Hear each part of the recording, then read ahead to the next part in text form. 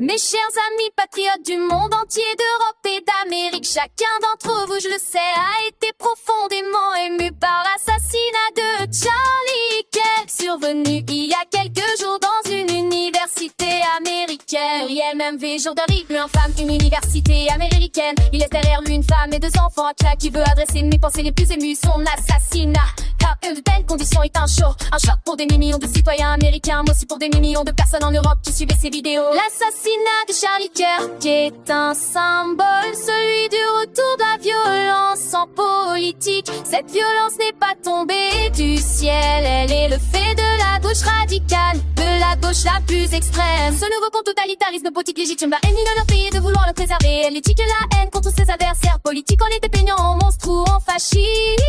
Les humanistes, tous ceux qui ne pensent pas comme elle, et plus elle perd le soutien des peuples, plus elle se radicalise. Il est temps partout dans le monde de nous élever face au danger de la gauche radicale, de mener frontalement et fermement ce combat idéologique. En notant la vie de Charlie Kirk, ils ont abattu un homme, mais ils n'auront pas détruit, pour ceux qui le soutenaient, son héritage et sa mémoire.